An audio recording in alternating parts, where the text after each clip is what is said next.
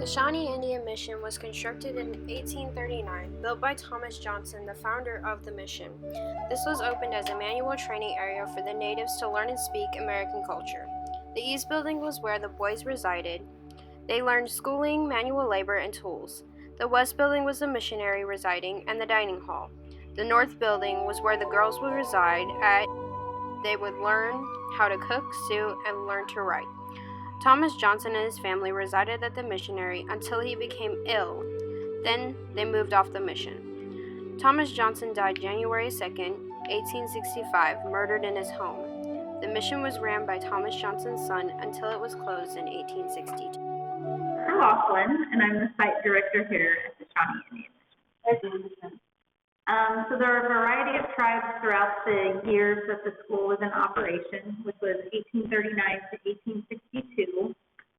The tribes that had the highest number of students were the Shawnee, the Delaware, the Wyandotte, the Potawatomi, the Iowa, basically tribes that were in this area. But there were 22 different tribes that had children here throughout the time. So when they came to school here, their tribal clothing were not allowed to be worn on site.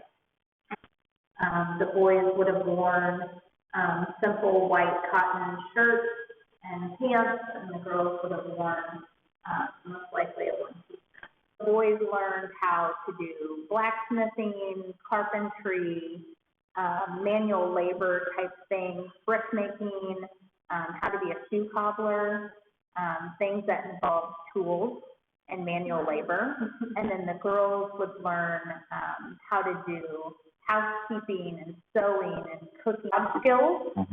So, a young boy could learn different skill sets in order to have a job in these cities, these white cities that were developing around them. Yeah. And it was a way for the tribes to fully assimilate. In years, there were about 30 to 40 students, both boys and girls. But at the height of the school, there was about 140. The building that we are in right now is called the East Building because it's on the east side of the property. The East Building was the boys' building. They had their classrooms here, and then they resided dormitory style in the attic.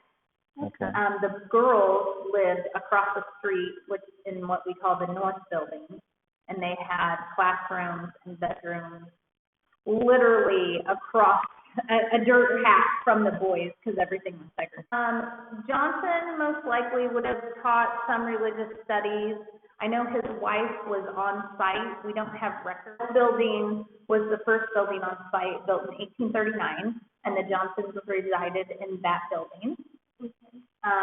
And then in later years, they lived in some of the North Building, and then they eventually left the mission, like I said, because he was ill, and then they came back.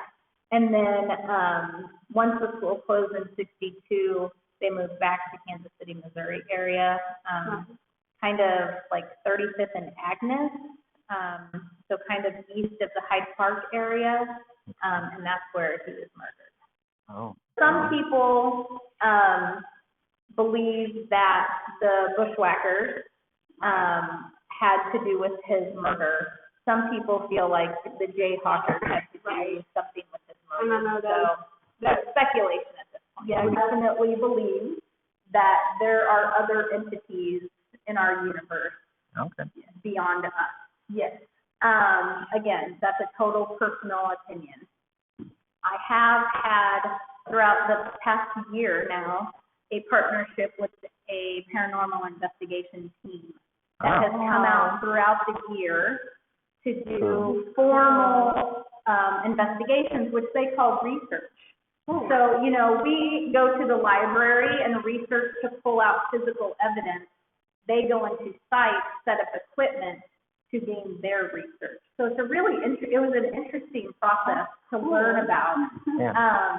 The West Building, there's definitely some stuff over there.